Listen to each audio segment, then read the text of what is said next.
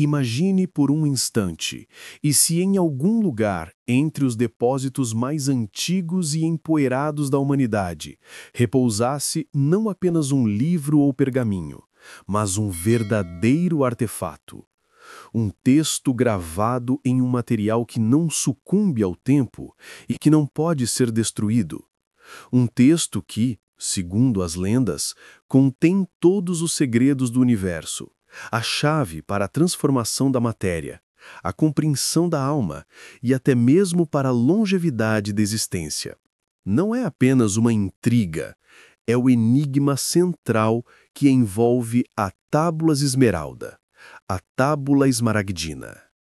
É justamente por isso que esta relíquia causa tanta inquietação na ciência histórica oficial. Sua incrível antiguidade e sua pretensão de verdade absoluta colocam em dúvida os fundamentos do nosso entendimento sobre quando e como surgiu o verdadeiro conhecimento. A tábua não descreve apenas a alquimia, ela é a própria fonte dela. Ela não promete, mas mostra o caminho para aquilo que sempre foi chamado de pedra filosofal. Em essência, é uma revelação divina encapsulada em pedra. Para compreender de onde vem esse conhecimento, precisamos deixar nosso mundo comum e mergulhar no mito do berço perdido da civilização. Segundo a tradição, a própria tábua não é um documento frágil. Ela é descrita como uma placa retangular, esculpida em um material monolítico, cintilante, verde esmeralda. Essa tonalidade não é casual. Simboliza a força vital, o mistério da natureza e a inteligência suprema. A superfície do artefato é coberta por símbolos precisos, profundos e enigmáticos. Quem a possui, segundo a lenda, segura nas mãos não apenas a receita para transformar metais comuns em ouro puro, o processo chamado transmutação, mas também a chave para a transmutação em um nível mais profundo. Na realidade, a tábua promete a transformação do próprio ser humano, a revelação do seu potencial oculto, o dom da grande magia e, acima de tudo, o conhecimento de como superar os limites da existência física. Este é o conhecimento eterno. Mas quem foi o autor desta incrível herança? Um nome se revela: Hermes Trismegisto, que significa 3 vezes grande. Em sua figura, ocorreu a fusão mística de 2 das maiores tradições espirituais da antiguidade. Por um lado, o deus grego Hermes, mensageiro dos deuses, patrono da ciência e do conhecimento oculto. Por outro, o deus egípcio da sabedoria, da escrita e da lua, Thoth. Trismegisto, portanto, não é apenas uma figura histórica, mas um título que representa a síntese ideal da inteligência suprema e da revelação divina. Ele encarna o possuidor do conhecimento absoluto, mestre das 3 partes da filosofia universal: a alquimia, a arte da transformação interna e externa, a astrologia, o conhecimento dos ciclos cósmicos e sua influência, e teologia, a compreensão da natureza do divino. No entanto, até mesmo esse nome majestoso esconde uma história ainda mais incrível. Para compreender o verdadeiro poder e origem deste mestre divino, devemos dar um salto de 38 milênios, para uma época em que, segundo textos esotéricos, Hermes Thoth não era apenas um deus ou sábio, mas o rei sacerdote da Atlântida. É justamente no mito de sua terra submersa que reside a verdadeira e impressionante origem da tábua. A versão mais incrível e fascinante afirma: a Tábuas Esmeralda é um legado direto do continente perdido. Thoth, como sumo sacerdote e rei da Atlântida, presenciou seu declínio. Ele era um dos poucos que possuíam o mais alto conhecimento, herdado de civilizações mais antigas, possivelmente até extraterrestres. Quando se tornou claro que o desastre era inevitável, Thoth tomou o mais precioso, estas tábuas sagradas, contendo o código do universo, e guiou seus seguidores, os mais sábios e iluminados, a novas terras. Seu caminho terminou no Vale do Nilo, onde encontrou tribos vivendo na mais primitiva ignorância. Isso se tornou sua missão. Durante, segundo algumas crônicas, incríveis 16.000 anos, Thoth governou essas terras, usando seu conhecimento atlante para elevar os bárbaros ao nível da primeira grande civilização. Ele ensinou aos egípcios a escrita, a medicina, a arquitetura, a astronomia e, claro, os rituais secretos, tornando-se para eles uma divindade, o deus Thoth. Nesta lenda está a chave de seu título 3 vezes grande, bem como sua natureza extraordinária.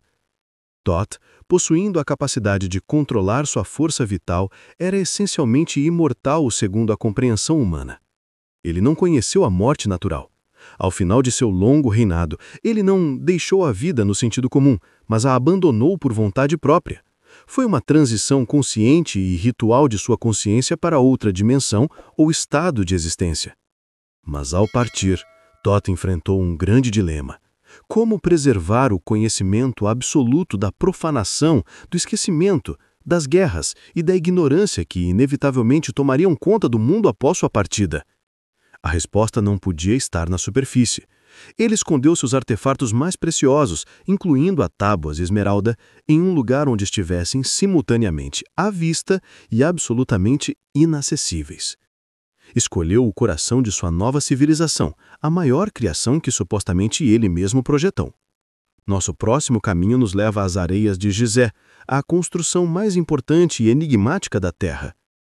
Segundo a lenda, a Grande Pirâmide de Gizé, tradicionalmente atribuída ao faraó Quéops, foi concebida e construída por Hermes Thoth para um propósito completamente diferente. Não é um túmulo para o corpo físico, mas um monumental e perfeito depósito de conhecimento, projetado para preservar seus ensinamentos secretos até o momento em que a humanidade estivesse pronta para recebê-los.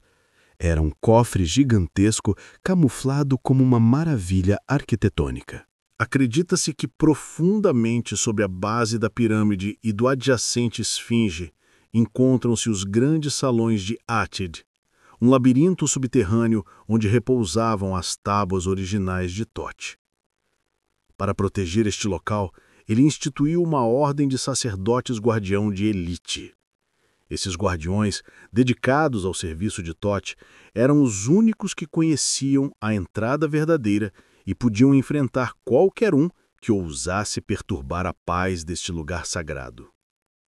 A tábua esmeralda, repousando nesses salões secretos, não era apenas uma placa. Nela, supostamente, estava criptografada uma descrição detalhada do mecanismo de criação do universo, um mapa do caminho da alma através dos mundos e, principalmente, a chave para despertar o potencial mais elevado do ser humano. Este conhecimento era poderoso demais para cair em mãos despreparadas, por isso foi selado. Milênios passaram sobre o deserto, cobrindo de areias entradas secretas. O conhecimento estava oculto, mas não perdido. Esperava o seu momento, o instante em que o destino ou alguma força superior decidisse que a humanidade estava pronta para uma nova revelação. E é aqui que a história deixa de ser puramente mitológica, cruzando-se com enigmas arqueológicos e crônicas antigas. Mas quem seria a pessoa destinada a redescobrir este artefato nas mãos de um guardião que já não pertencia ao mundo dos vivos? Essa pessoa não era um cientista, nem um rei, mas um buscador errante. A partir desse ponto, a história da tábua esmeralda se fragmenta em múltiplas versões contraditórias, mas igualmente fascinantes, o que por si só prova a sua importância extraordinária. O conhecimento de sua existência foi uma maldição para todos que dedicaram suas vidas à sua busca. A própria tábua transformou-se num espectro, supostamente encontrada inúmeras vezes em épocas e lugares diferentes. De acordo com algumas tradições antigas, o artefato foi criado ou encontrado ainda no alvorecer da humanidade. Seu possuidor teria sido Sete, filho de Adão. Outras lendas nos transportam para tempos bíblicos, afirmando que Sara, esposa do patriarca Abraão, encontrou a tábua dentro de um túmulo selado de Hermes. Essa confusão cronológica transforma a tábua mais num símbolo atemporal do que num objeto físico único. Algumas fontes chegam a mencionar o nome do grande conquistador Alexandre o Grande, que supostamente teria possuído a tábua durante suas campanhas, mas foi obrigado a escondê-la novamente ou acabou a perdendo. No entanto, a versão mais popular e a amplamente reconhecida, que serviu de base para sua difusão na Idade Média, está ligada ao sábio e viajante árabe Balinas, ou Apolônio de Tiana, no século VIII d.C. Segundo a lenda, Balinas descobriu no Egito uma câmara secreta sob a estátua de Hermes. Lá dentro, encontrou um corpo que parecia repousar em completo silêncio há milênios, e em suas mãos estava a própria tábua esmeralda, com o texto gravado. Este teria sido o primeiro caso documentado, embora lendário, da descoberta da tábua após sua origem atlante. Cada uma dessas lendas apenas enfatiza uma triste verdade. O artefato físico, a pedra verde da Atlântida, está perdido para sempre no nevoeiro dos séculos. Só podemos especular se foi retirado da pirâmide, destruído em guerras ou simplesmente escondido novamente. O que nos restou é apenas seu texto. Foi graças aos sábios árabes que preservaram e traduziram este texto que ele foi salvo para o mundo. Um momento decisivo ocorreu no século XII, quando o estudioso do Sul, o Santella, traduziu a versão árabe para o latim. A partir daí, a tábua esmeralda deixou de ser um segredo egípcio ou árabe, tornando-se uma bomba intelectual, acessível a alquimistas europeus, filósofos e, como veremos mais tarde, aos maiores cientistas da era moderna.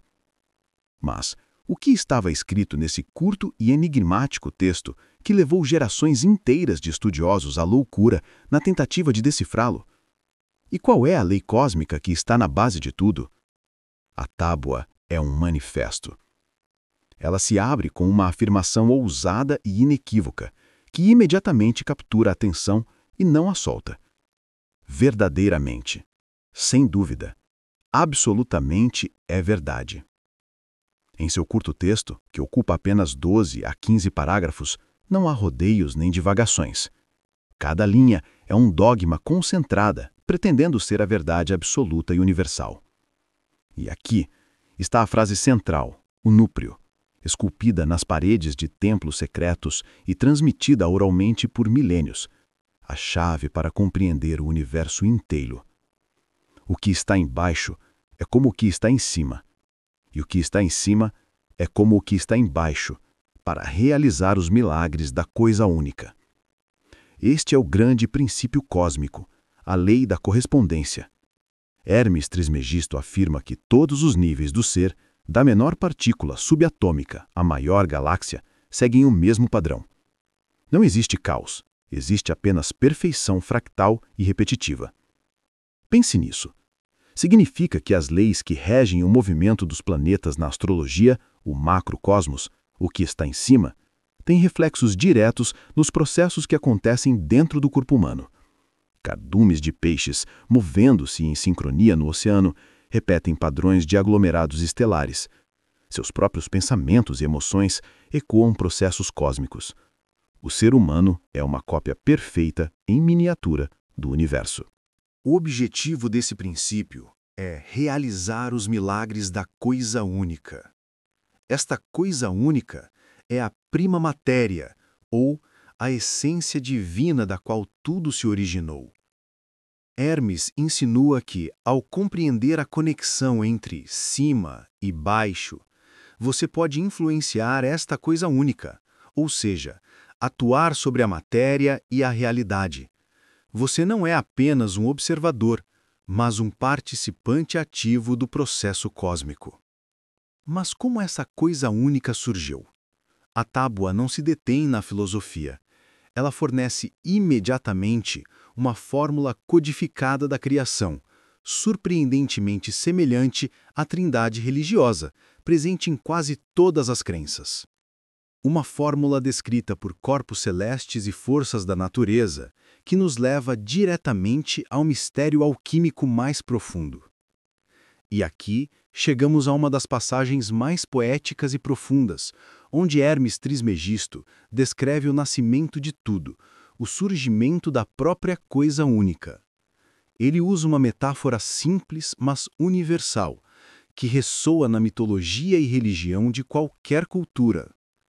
O sol é seu pai, a lua é sua mãe, o vento a transportou em seu ventre, a terra é sua nutriz.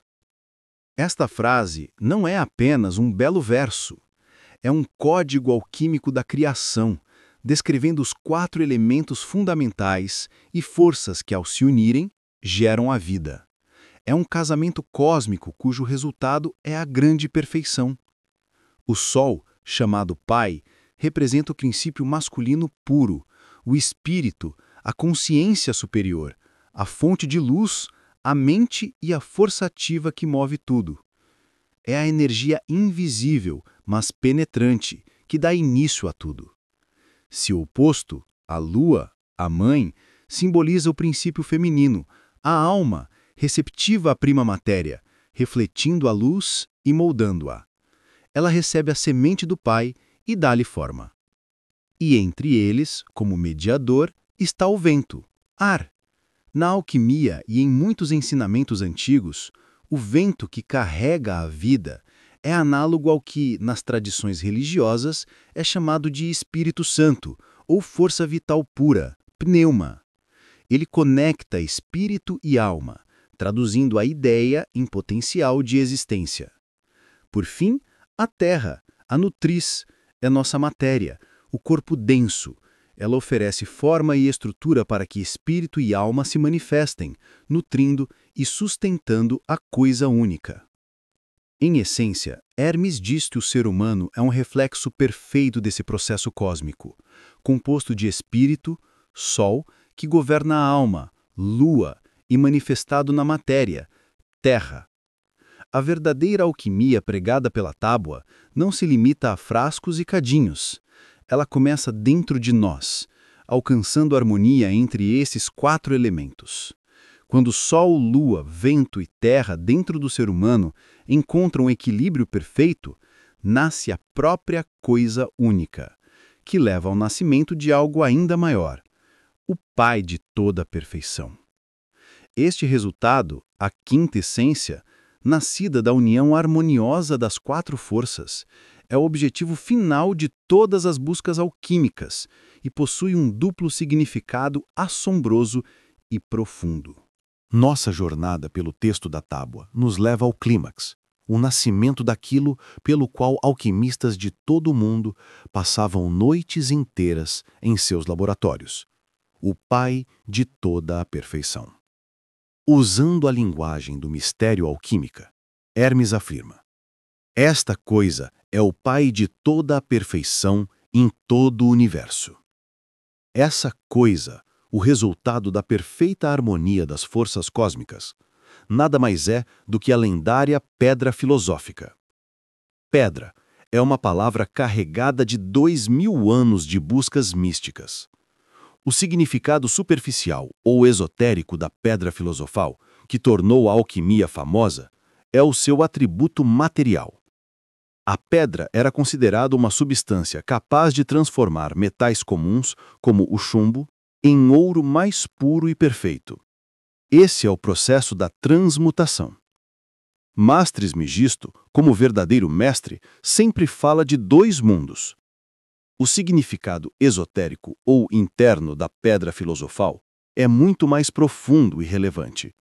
Não se trata apenas de uma receita para ouro físico. É o elixir da vida, capaz de curar todas as doenças, conceder juventude eterna e, finalmente, garantir a imortalidade espiritual. A alquimia espiritual ensina que o chumbo, o metal mais pesado e bruto, simboliza nossa natureza inferior, egoísta e imperfeita. O ouro, por outro lado, representa nosso eu superior, a consciência purificada. Assim, a pedra filosofal é o processo de transformação do próprio ser humano, elevando sua natureza bruta ao estado de perfeição e luz divina. E Hermes dá um destaque final e impressionante à importância do mundo material, afirmando: Seu poder é mais perfeito quando se derrama sobre a terra e se une a ela. Isso significa que a verdadeira perfeição espiritual não deve permanecer no campo da mística ou de pensamentos abstratos. Ela deve se manifestar, se aterrar e se realizar em nosso mundo físico, em nossa existência cotidiana. A grande perfeição deve ser usada para melhorar a terra, nossa provedora. Este é o passo final, o mais complexo do processo alquímico. Mas como executar esse processo? Como fazer com que sua terra se separe do fogo para iniciar a transmutação? Hermes nos dá uma instrução que parece um encantamento mágico, mas que, na verdade, é um ciclo científico e eterno. E aqui chegamos às linhas mais práticas, embora mais criptografadas da tábua. Hermes descreve não apenas a estática, mas a dinâmica da criação. Um ciclo eterno que permite alcançar a perfeição desejada. Separando a terra do fogo, o sutil do denso, com cuidado e grande habilidade. Esta coisa sobe da terra ao céu e desce novamente à terra, recebendo o poder tanto das coisas superiores quanto das inferiores. Esta instrução é o coração de toda a alquimia. No nível externo, de laboratório, descreve o processo de sublimação e condensação. Aquecer a substância, separando a terra do fogo, evaporá-la, ascensão ao céu, e depois resfriá-la, descida à terra. Alquimistas repetiam esse ciclo inúmeras vezes para purificar a matéria até a sua quintessência. Mas no nível interno e espiritual, é uma metáfora para o caminho da alma. Separação. Separando o sutil do denso, significa que o ser humano deve aprender a separar seus pensamentos mais elevados e espirituais e seu verdadeiro eu, sutil, fogo, dos desejos inferiores e da realidade bruta, denso, terra. Isso requer não violência, mas cuidado e grande habilidade, ou seja, compreensão, paciência e sensibilidade amorosa. Ascensão. A alma, purificada da grosseria, sobe da terra ao céu, ou do material ao espírito. Ela se funde com a consciência superior, tornando-se uma com o divino. Descida. Depois, cheia de energia e conhecimento puro, ela desce novamente à terra. Um retorno ao corpo físico ou à realidade, mas agora com uma experiência mais elevada e transformada. Este ciclo é um processo eterno de renascimento, aprendizado e aperfeiçoamento. O conhecimento superior, recebido nos céus, deve ser aterrado e usado para transformar nosso mundo. É nesse constante intercâmbio, ao perceber o poder tanto das coisas superiores quanto das inferiores, que nasce a força absoluta e penetrante. Assim, obterás a glória de todo o mundo, e toda a escuridão se afastará de ti. Possuir essa força significa não apenas poder, mas iluminação completa, capaz de superar qualquer obstáculo, pois essa força ultrapassa todo o sutil e penetra no sólido. Aquele que descobriu esse traçado, esse ciclo e essa perfeição da natureza, segundo Hermes, desenvolverá uma humildade profunda perante a criação e aumentará seu potencial energético. Este conhecimento, contido em poucas linhas, tornou-se tão atraente que não poderia permanecer secreto para as maiores mentes da história da humanidade. Ele levou a um dos titãs da ciência a uma obsessão que ainda hoje confunde os historiadores. É aqui que começa o horror histórico para a ciência oficial. Por décadas, historiadores tentaram apresentar a alquimia como um equívoco místico medieval, sem relação com o progresso. Mas a Tábua de Esmeralda destruiu essa narrativa confortável, tornando-se uma obsessão secreta para o homem considerado pai da física e matemática moderna, Sir Isaac Newton. Quando você pensa em Newton, imagina maçãs, gravidade, leis do movimento e ótica. Mas o que os historiadores ocultaram por muito tempo é sua obra secreta. Newton escreveu mais textos sobre alquimia e teologia do que sobre toda a sua ciência reunida. Em seus manuscritos, ele traduziu, Analisou e transcreveu meticulosamente a tábua de esmeralda, tratando-a não apenas como um tratado filosófico, mas como uma instrução científica. Os admiradores de sua visão alquímica afirmam que Newton via na tábua fórmulas codificadas, que o levaram à descoberta das leis do movimento e da gravidade terrestre. Para ele, a frase "como acima, assim abaixo" era uma referência literal à universalidade da gravidade. Mais ainda, acreditava que aquelas linhas escondiam processos alquímicos laboratoriais concretos, necessários para criar a pedra filosofal, e não meras metáforas espirituais. Newton escreveu que na tábua existiam, aspas, outras coisas além da transmutação de metais que ninguém entende, fecha aspas. Ele estava convencido de que esse era o segredo para compreender plenamente a natureza e até a verdadeira cronologia do mundo. Mas é justamente nessa obsessão histórica que reside um grande problema: o risco de distorção. O artefato original de esmeralda foi perdido. O texto com o qual Newton trabalhou já era uma tradução do latim, que, por sua vez, era uma tradução do árabe, possivelmente do grego, possivelmente da língua de Atlântida, uma cadeia incrivelmente longa e pouco confiável. Cada tradutor, sendo um homem de seu tempo, poderia, consciente ou não, interpretar e distorcer os símbolos para que se encaixassem em suas próprias visões filosóficas ou religiosas. O texto que inspirou Newton a descobrir a gravidade poderia então ser o resultado de um telefone sem fio linguístico ao longo dos séculos? Portanto, temos uma lenda divina, o maior cientista, um código secreto e um enorme risco de distorção. E então, o que sobra? Fizemos uma viagem pelos mitos de Atlântida, os segredos de Gizé e o laboratório de Isaac Newton. Nosso caminho nos levou a 3 verdades imutáveis. Primeira, lei da correspondência. Como acima, assim abaixo. Universo e homem são construídos segundo o mesmo plano. Segunda, ciclo eterno. A alma deve constantemente ascender ao céu e descer à terra, purificando-se e acumulando experiência. Terceira, perfeição na matéria. A verdadeira transformação, a pedra filosofal, deve ser enraizada na realidade, para beneficiar o mundo. Este é o sagrado mandamento de Trismegisto. Seu título, 3 vezes grande, reflete os 3 pilares do conhecimento universal que ele transmitiu. Sabedoria 1. Alquimia, a arte da transformação interna e externa. Sabedoria 2.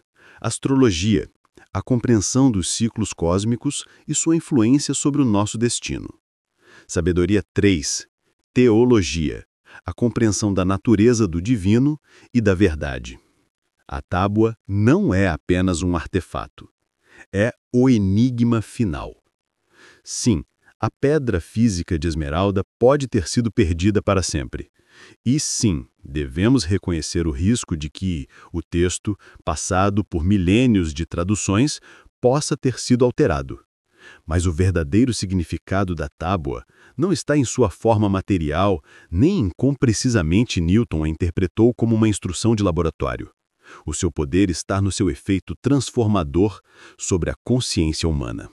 A verdadeira pedra filosofal não é um pedaço de ouro, mas sim a mente pura e iluminada, capaz de ver o universo, a si mesma e seu lugar neste ciclo eterno.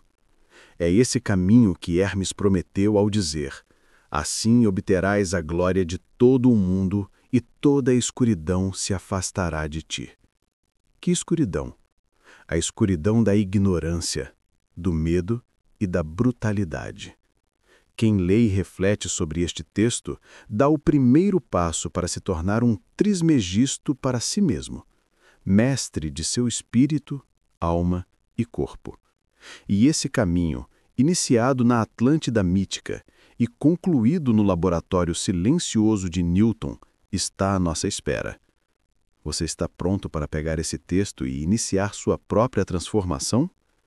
A história vive enquanto é contada. Inscreva-se. O que vem a seguir, você nunca ouviu antes.